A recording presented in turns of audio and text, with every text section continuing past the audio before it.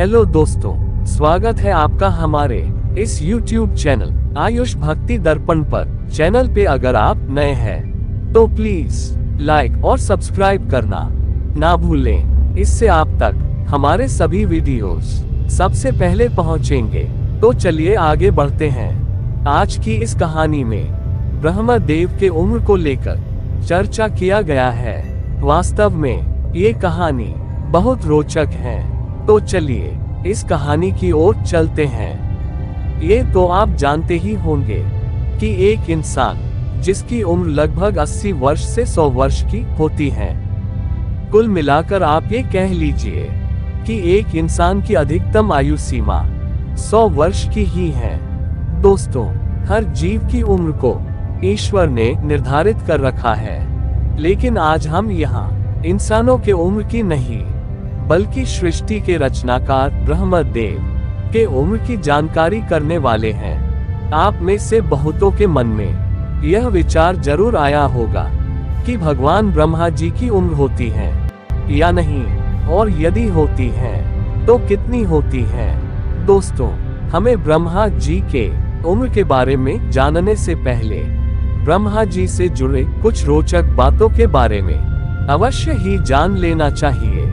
दोस्तों, वास्तव में ब्रह्मा जी 4 मुख वाले देवता हैं, जिन्हें पुराणों के अनुसार पूरे ब्रह्मांड के रचयिता की श्रेणी में रखा गया है। इन्हें चारों वेदों का रचनाकार भी कहा जाता है।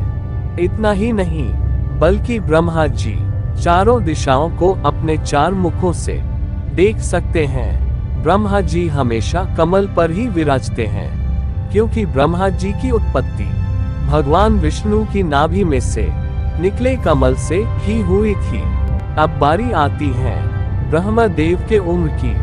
तो दोस्तों, ये बात आप जान लो कि जब ब्रह्मांड में सूर्य, चंद्रमा, अग्नि, वायु आदि की उत्पत्ति नहीं हुई थी, तब ब्रह्मदेव थे। सरल शब्दों में ये समझ लो कि जब ब्रह्मदेव थे तो ब्रह्मांड में कुछ भी नहीं था। इससे आप ये समझ सकते हैं कि ब्रह्मा जी की उम्र का अनुमान लगाना कितना कठिन है। लेकिन फिर भी पुराणों से मिली जानकारी के अनुसार चलिए इसे सरल रूप में समझने का प्रयास करते हैं। दोस्तों, पुराणों में 360 दिन को एक वर्ष बताया गया है, जिसे हम मानव वर्ष कहते हैं। लेकिन जब मनुष्यों का एक वर्ष पूरा होता है तो देवताओं का और दैत्यों का एक दिन पूरा होता है। लेकिन जब देवताओं का दिन होता है तो दैत्यों की रात होती है। जब देवताओं और दैत्यों का एक वर्ष पूरा होता है तो उसे एक दिव्य वर्ष कहा जाता है। अर्थात 360 मानव वर्ष एक दिव्य वर्ष के बराबर है, या देवताओं और दैत्यों का एक वर्ष होता है। इसमें 4 युगों को भी बांटा गया है: सतयुग, त्रेतायुग, द्वापरयुग और कलयुग।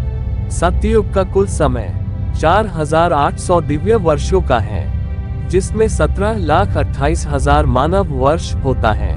त्रेतायुग का कुल समय 3,600 दिव्य वर्षों का है, जिसमें 12,96,000 मानव वर्ष होता है।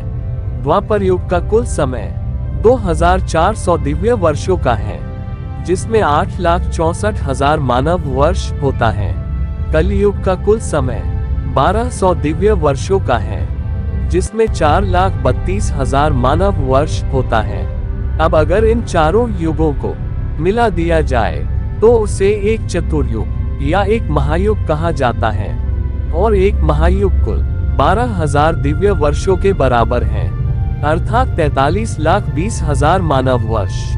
71 महायुगों को एक मनवंतर कहा जाता है, जो 30,67,20,000 मानव वर्ष के बराबर है, जिसमें एक मनु का शासन होता है।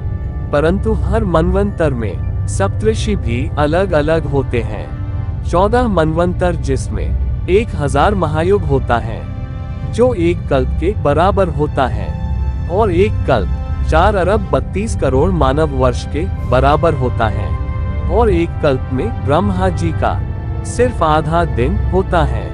इसी प्रकार एक कल्प में ब्रह्मा जी की रात्रि भी होती है, और ब्रह्मा जी के आधे दिन में 14 मनु का शासन पूरा हो जाता है। पुराणों के अनुसार एक कल्प के बाद पृथ्वी पर महाप्रलय आता है। ब्रह्मा जी के एक वर्ष को ब्रह्मवर्ष कहा जाता है, जो 31 खरब 10 अरब 40 करोड़ मानव वर्ष के बराबर होता है।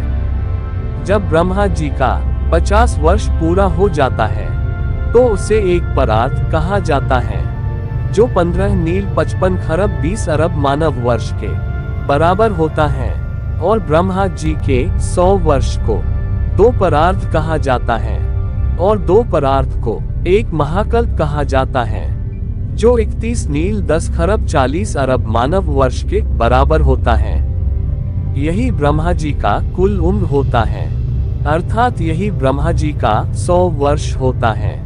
जब ब्रह्मा जी का 100 वर्ष पूरा हो जाता है तो पूरा ब्रह्मांड नष्ट हो जाता है और फिर नए ब्रह्मा जी की उत्पत्ति होती है। आशा करता हूँ कि आपको हमारा यह वीडियो पसंद आया होगा। दोस्तों, अगर आपको हमारा यह वीडियो अच्छा लगा और आप अगर इसी तरह की कहानियाँ सुनना पसंद करते हैं तो आप अभी हमारे इस चैनल आयुष भक्ति दर्पण को लाइक, सब्सक्राइब, कमेंट और शेयर भी जरूर कीजिए। धन्यवाद।